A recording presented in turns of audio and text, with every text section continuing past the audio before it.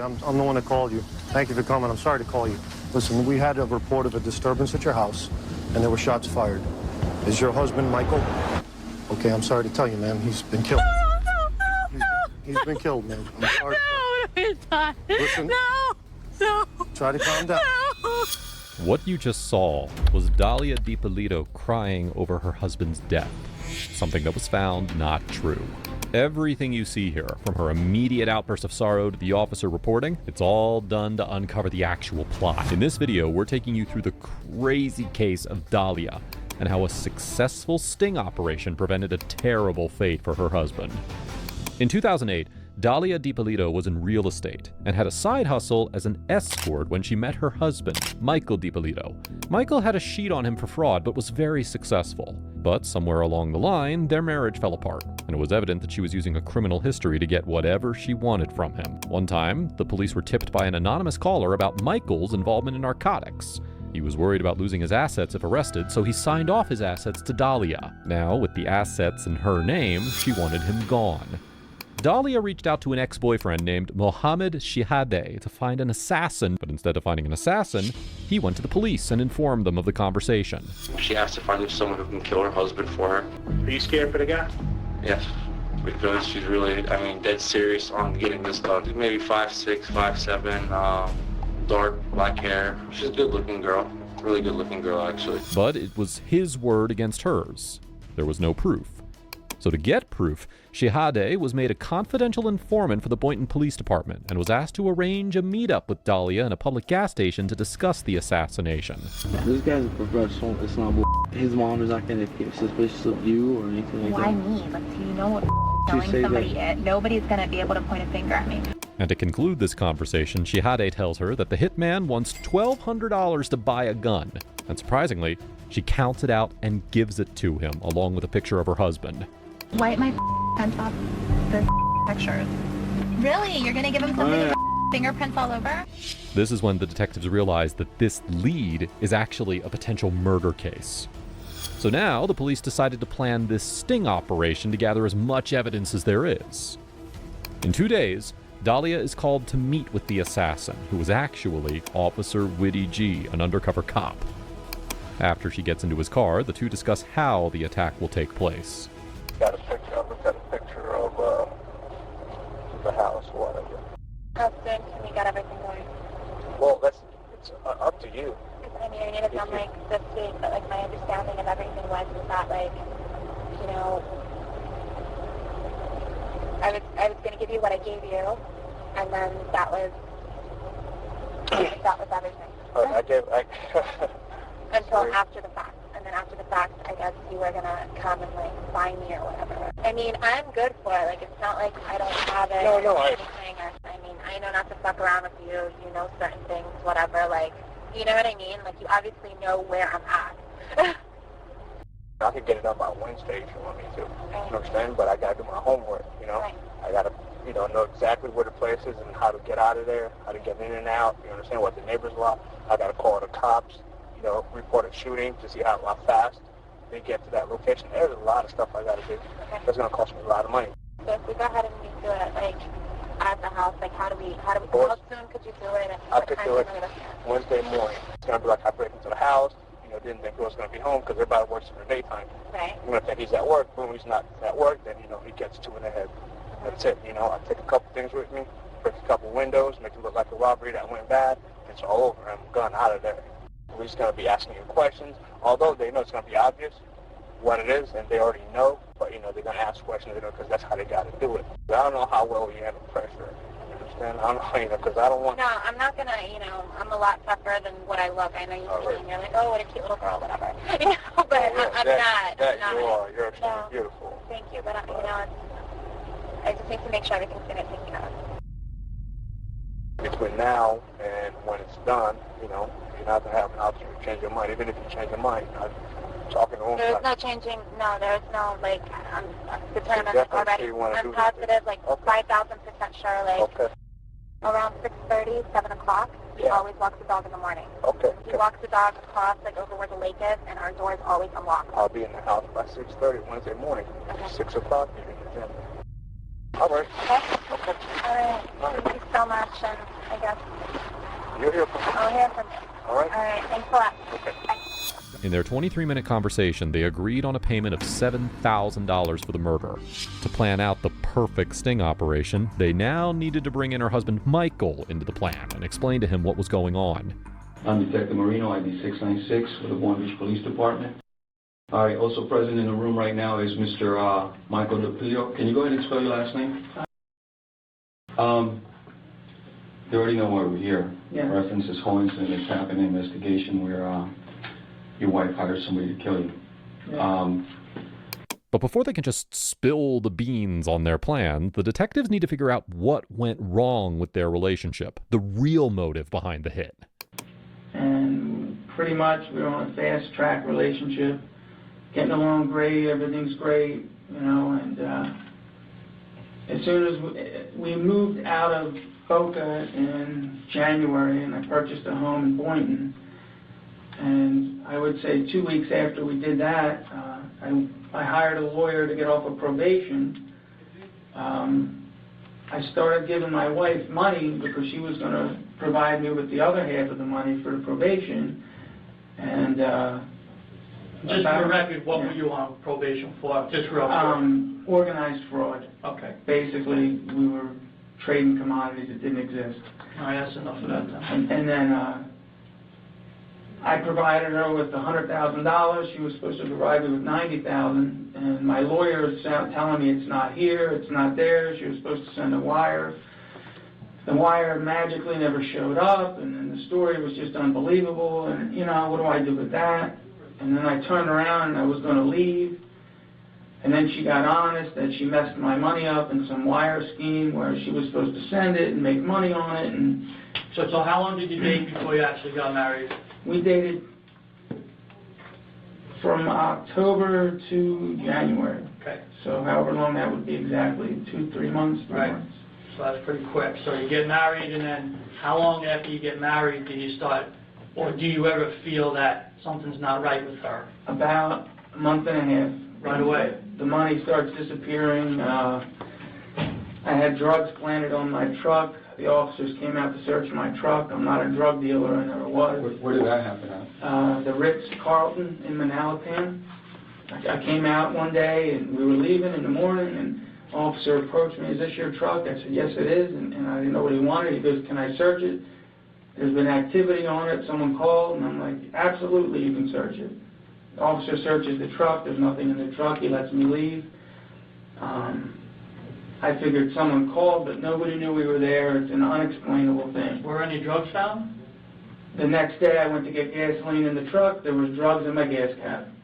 So luckily, You had no knowledge of that? no. I mean, thank God, you know, I let the officer search the truck, there's nothing in the truck. Thank God I didn't find them, because, you know, that would have been a disaster. Point being, though, it was unexplainable. Nobody knew we were there. Nobody knew we were there. So what do you suspect it planted it? A hunch.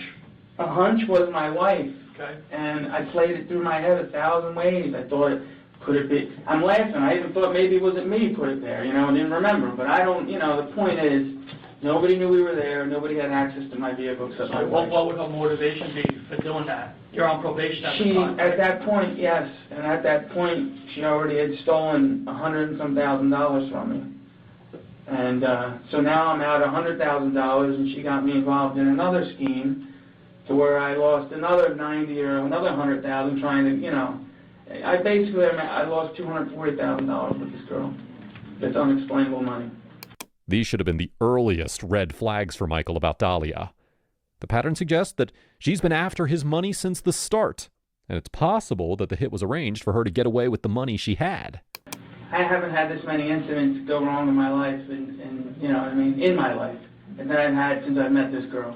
Like, you know, I haven't had my truck searched 2-3 times, you know, I don't do that kind of shit, you know, so all of this is very out of character for me. My life is, since I met Dahlia and since we've been married, the dynamics of my daily life have changed drastically. Like, I don't have police interaction anymore. I don't, you know, and I've seen the police more than like 10 times probably since I've been with her over stuff that's unexplainable and sounds crazy to people. I don't tell people my business anymore because they think I'm crazy. Let me ask you one question that's kind of puzzling, or that we would like answered if we can. What's her motivation for having you killed? I mean, like, why not just get divorced? Or did she ever mention divorce or separation? Never. So, in your mind, what's her motivation? We just purchased insurance policy? No, we just purchased a home, and I just actually signed the title over to her until I could straighten out my other problems with probation, and also, you know, the $200,000 and some she stole from me, I think is a big motivation. So basically, I guess with my home and everything else, $500,000 of motivation. Was that money used, like restitution, to pay back your victims? It was supposed to be for that, yeah. Right. And she stole it.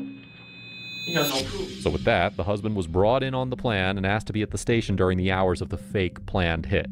At this time, Dahlia was told to be at the gym, her designed alibi. So while she was there, the police called her and immediately asked her to come home, which she knew was where her husband was meant to be killed. To her, this would be the police calling her to be informed of her husband's demise, so she had to act accordingly. Why don't you be the judge and see how she did? I'm Sergeant Ramsey. I'm the one that called you. Thank you for coming. I'm sorry to call you. Listen, we had a report of a disturbance at your house, and there were shots fired. Is your husband Michael?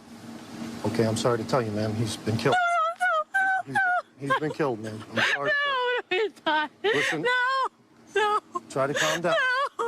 Listen, right now what we need to get you to the station.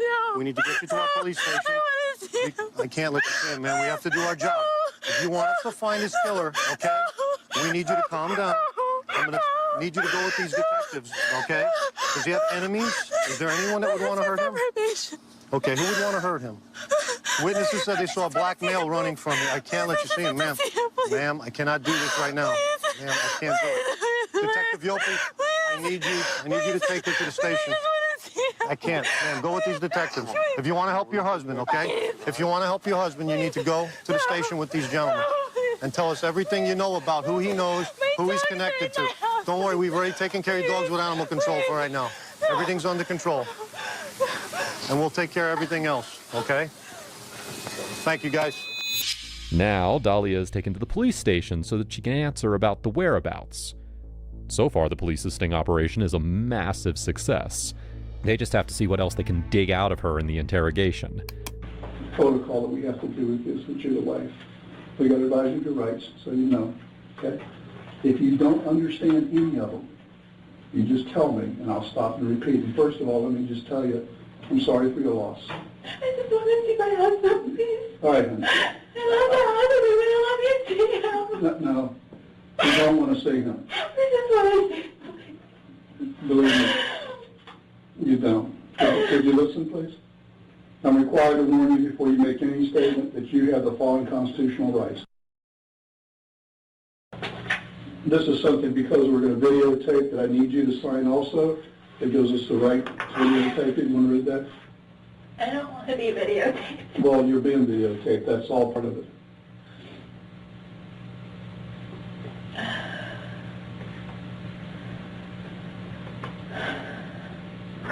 Whose number is that? That's your home number. Oh. We got that from our reports that have been filed here. And then I'll tell you what's going on here. Notice her trepidation is signing off on the fact that she's being recorded.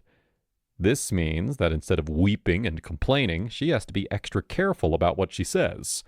Even though she is caught dead to rights, any extra inconsistencies in this interrogation can land her even more jail time. Listen, is there anybody that you know that you think would want to kill your husband? My husband's on probation. For what? He's for stock fraud. Stock fraud? How long has he been on probation? Probation or parole? Is he spending time in prison? How much? Do you know? 2 years in prison and 5 years on probation, going on to 6 years. Oh my God. And what was that for? It was for taking money. It was like, he explained it like boiler room kind of, where they would take money from people. Oh, I and put it understand. towards things. You know, how long have you guys been married? Not even a year. This is tragic. Is there anybody you could think of that would want to do this to him? I was telling the officers we've had problems already, and What sort of problem? he's been trying to get off probation, and it's just been nothing but problems the whole time that he's been trying to get off. People weren't happy that he was getting off probation because it's a lot of money he's got to pay back. Well, when you say people, who are you talking about? People that were involved with him before, or? Just a little bit of everything. This was supposed to be something, when he got off probation, it was supposed to be between us. And he went and he told, friends of his, he told, certain people, and everyone kind of talks, and he's constantly running into a lot of the guys that he was on probation with. Like a couple days ago, we ran into someone, and that was a target. I mean, and the guy comes up to us, and he's like with organized crime. It seems like a lot of the guys from Boca are starting to move up here. And we're constantly running into, you know what I mean, a lot of the guys that he knows and things like that. 2 minutes in, and she goes from weeping to speaking in a fluent tone about the enemies her husband has. She's using the probation and prison buddy angle as a way to steer herself out of the situation. A futile effort, of course. Now she'll bring up the fact that his friends were after his money, more specifically $191,000. So it was a lot of money. It was $191,000 that he had to pay back. So we were going to go ahead, and he had the money to pay off the probation and everything like that. And then I guess somehow when he went away, some guys didn't go away. They left the country. You mean went away, he went to prison? Right. Okay. They left the country. And so somehow he was dealing with some of those guys because they thought that he owed them, and I don't know, something with that he was taking care of.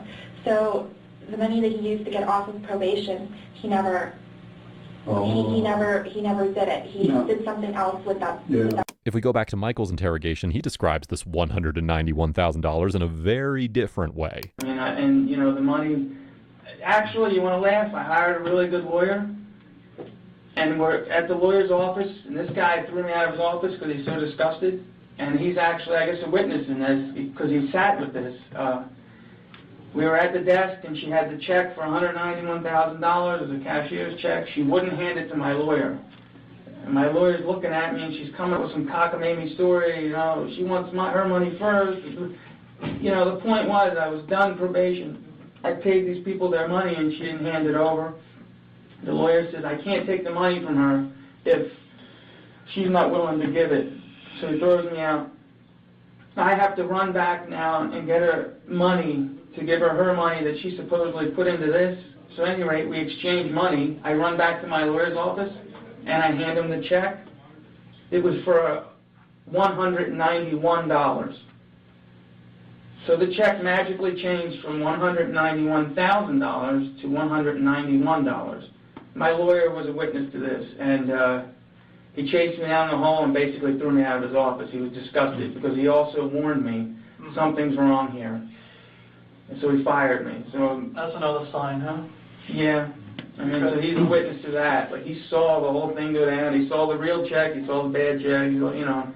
So, to verify the claim, the detective has to dig deeper into who these friends really are. Yeah. That money. Now, do you know any of these people, their names or anything like that, or where they may live, so that we may be able to follow it up? We're not going to implicate you. The guys that left, I don't know. Yeah, you don't know them? I don't know them. You've never met them? No, I mean, I know the guy that we ran into a couple days ago. I know certain names, you know what I mean, and I know certain families, they were on the news, like the guys that all just went away. I forget what family. See, Brian and I in the squad, they only work major crimes. We only work murders, or homicides, and very serious assaults, and kidnappings, and police shootings, and things like that. We only specialize in that. We don't work anything else. So I wouldn't know about the theft of money that he may have been involved in or anything else. That's why I'm asking. If you know any names, then we can run these guys down and see what they know. Well, those group of guys, they all went away. But he's saying one of them, I guess somehow he had a problem. I don't know what problem he had. It was before we met. He ran into one of these guys, and the guy, he thought he owed him something or something happened. But they went away. I don't know if the one guy that I'm telling you about, Pasquale, if he also went away or if he did it. But this just happened like a month and a half ago. They all got arrested again, the same stock fraud stuff again. Is his first name Pasquale or last? I don't know. Is it Pasquale or Pasquale? Pasquale. Okay. What nationality are you? Spanish? My mom's from Peru and my dad's from Egypt. Wow. Yeah. All right, there's, I understand you got a couple animals at your house too, right? So, I guess, I want to tell you everything, the whole, so Please you do. guys kind of know Yeah, what's going on. I do. Okay. I want to know. So, that's what happened with that. So he didn't know how to tell everybody what was going on with everything. And so he pretty much, he told them that, like, you know, I had the money and I took it and I got involved in like a Bernie Madoff kind of scheme because he didn't know how to tell, you know, his mom and everybody what was going on. You're lucky. What? You're lucky you went to the gym. We were supposed to go to the gym. Oh, both you were supposed to go? He didn't know if he was going to, he just had liposuction, and he had like 2 blood handles removed from here. I think he had something little, and 2 weeks ago he had surgery. And yes, What kind of surgery? the beltectomy, like the lipo that he had. Oh, did he used to be real heavy or something? No, he used to be, and then he got lipo done, and I guess the plastic surgeon left like 2 bulges here, so yesterday we went because he had like blood buildup in his back, so they drained it. Okay. So he was like, well, depending on how I feel today, but we go every morning. We haven't gone since his surgery, but every morning, 5 a.m., we're both at the gym. Yeah. You got a lot of, that's better than me. I wish I could go, obviously. Well, you know, he's very, he used to be a drug addict, and... What was his drug of choice? Crack. Crack?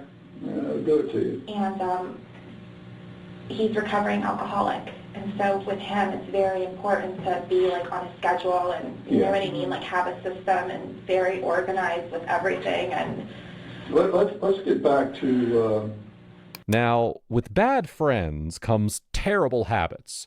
She squeals about his drinking and narcotics abuse, thinking that this is another angle for them to look into. But at this point, she's deflecting from the cause of the killing to her personal blame game, which the detectives catch on to quickly and ask her to revert back. his death. I don't know if you know, he was shot. He was shot twice. And I want you to know all this. Do you know this? Did they tell you out there? not exactly. I mean, they told me he was shot. When I was at the gym, I got a phone call. I didn't hear my phone ring, and I called back, and they told me just to please come, that something happened at my house. Yeah, he would. Evidently, your husband answered the door, and they took him back upstairs, and in your bedroom. We have cameras, though. Why would he answer the door? Like, he doesn't answer for anybody he doesn't know. I mean, the only person, like his probation officer, is like the only, you know what I mean? I have no idea. He would not answer the door. We have cameras, like, at our house. Maybe he knows this person. I didn't know you had cameras because when we got there, some of your neighbors heard the commotion. We have cameras. The front door has cameras. Oh, and that's the back great. door has cameras, but they don't record. And they don't record. Nobody knows that they don't. We told everybody they record, but they don't record. Oh, God. Because he didn't want them to make a hole in the garage for the recorder to be there because of his car. Well, when we got there, your door was wide open. When the officers got there, your door was wide open. They went in and looked. They said there was 2 dogs in the house in a crate or a cage or something like that. And he was found in the bedroom.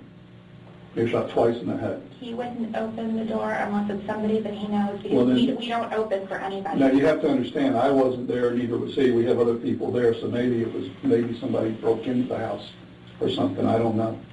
I haven't been to the scene yet. All of our rooms have TVs, and we look specifically, like, to make sure nothing is happening, because we've had drug incidences and things like that. Was he asleep when you left?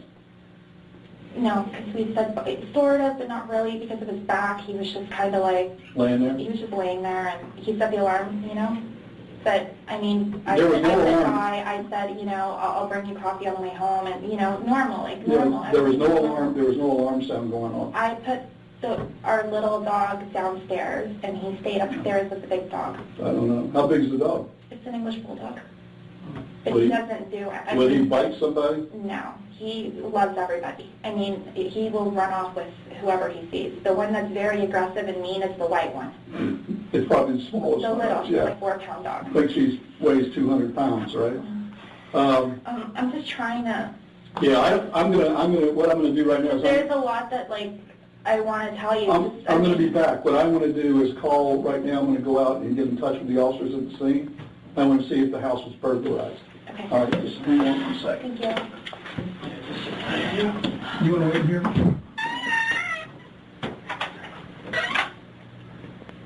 During the conversation, she was informed that her husband was shot twice. When she received this news from the officers, she burst into crocodile tears. And right now, when she was told the same, she could only think about the cameras in her room and the alarm system. Her tone has been quite consistent for someone who just lost a husband. Now the officers are done playing games. They have more than enough to reveal the whole truth. Now, you know that I advised you of your rights, right? Yes, you have. Okay. The game's over with. Okay? There's no more games with you and I. Now we're going to get down to serious business. I want to know if you know this guy.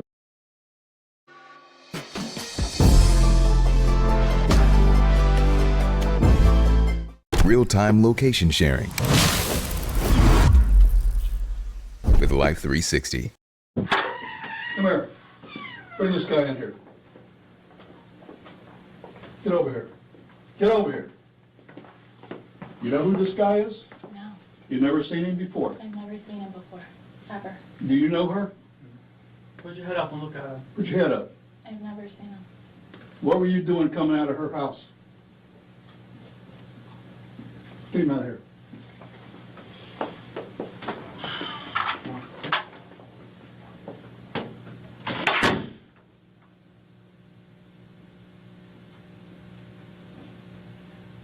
You're going to jail today for solicitation of murder. You're under arrest.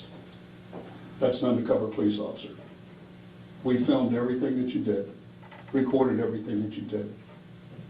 You're going to jail for solicitation of first-degree murder of your husband. I didn't do anything. Did you hear what I just told you? I heard what you said, but I didn't Everything, do anything. listen to me. Everything has been recorded. You were photographed in the convertible when you sat in his car in the front of CVS. What do you want to do? What do you want to do here? I didn't Dahlia? do anything. Listen to I me. didn't do anything. You're going to I didn't jail. do anything, please. I didn't do anything. Don't tell me you didn't do anything. I didn't do anything. You're going to jail today. As soon as I'm done, they're going to come in here and handcuff you and take you to the Palm Beach County Jail, book you for solicitation of first-degree murder on your husband. Your husband is well and alive. Thank God. Oh, yeah, thank God. Please, can I see him? No, he doesn't want to see you. I so wanted to see him. He doesn't want to see you. Please. You better quit your plan. Listen to me.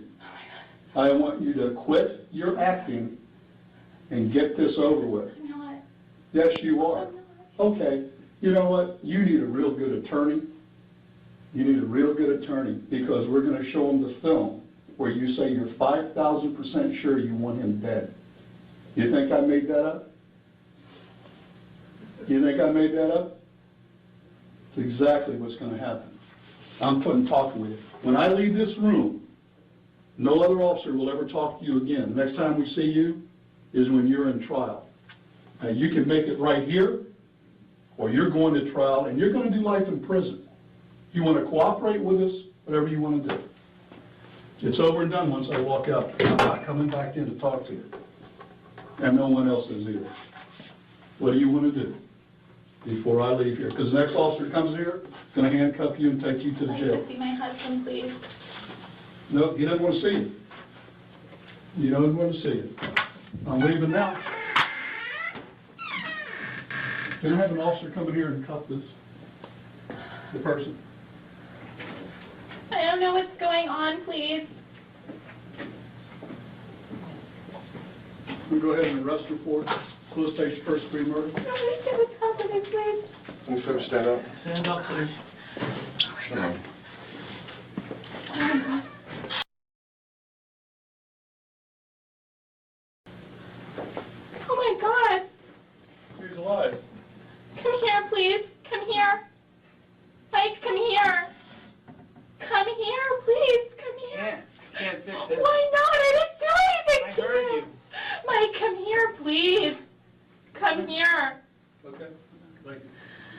take her back to booking, please?